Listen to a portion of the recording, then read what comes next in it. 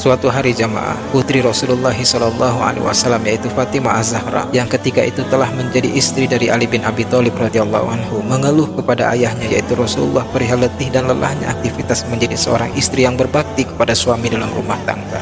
Fatimah berkata, "Wahai ayah, penggilingan gandum dan semua urusan rumah tangga ini sungguh menyebabkan aku menangis. Kiranya ayah sudi meminta Ali suamiku untuk mencarikan seorang jariah atau pembantu untuk membantuku menggiling gandum dan mengurus pekerjaan-pekerjaanku di rumah." Kemudian Rasulullah SAW pun berkata dengan lembut kepada Fatimah, "Wahai Fatimah putriku, seorang istri yang ikhlas merawat anak-anaknya, mencuci pakaian dan menyiapkan hidangan makanan untuk suami dan anak-anaknya, niscaya Allah Subhanahu wa Ta'ala akan mencatatkan baginya pahala seperti memberi makan 1000 orang yang kelaparan dan seperti memberi pakaian 1000 orang yang telanjang. Dan Allah pun akan menaikkan derajat kemuliaan seorang istri dari setiap butir gandum yang dimakan suami dan anak-anaknya." Masya Allah. Tentu menggiling gandum seperti ibu-ibu saat ini membersihkan beras dengan teliti kemudian memasaknya dengan rice cooker. Maka lelah dan letih adalah suatu yang wajar, apalagi istri yang memang harus sembari membantu suami menjemput rizki. Namun jangan sampai dahsyatnya pahala yang telah disabdakan Nabi menjadi hilang akibat tidak ikhlas dan banyak mengeluh ibu-ibu.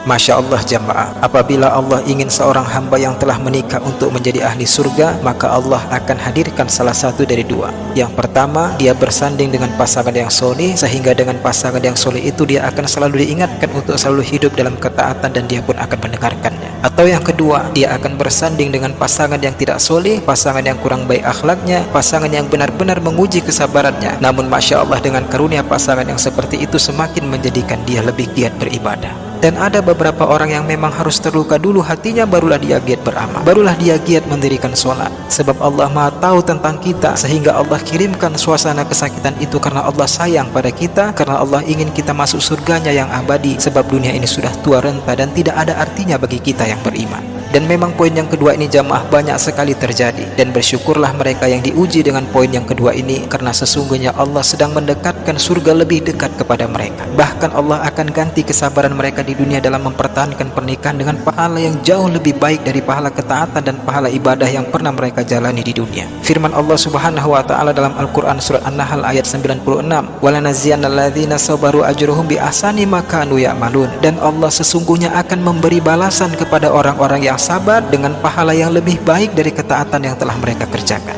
Masya Allah, sabar akan memperindah amal ibadah yang pernah kita lakukan di dunia jamaah. Maka saya pribadi jamaah, di dunia sementara ini tidak ada masalah apabila kita selalu diuji Allah. Sebab yang menjadi masalah adalah apabila justru dengan kejahilan kita malah menjadi alat untuk menguji orang lain, apalagi menguji pasangan kita. Sebab hitungan pahala itu pasti dan hitungan dosa itu juga pasti. Dan sungguh orang yang celakalah apabila dia sedikit pun tidak takut terhadap siksaan pedihnya neraka. Nauzubillah.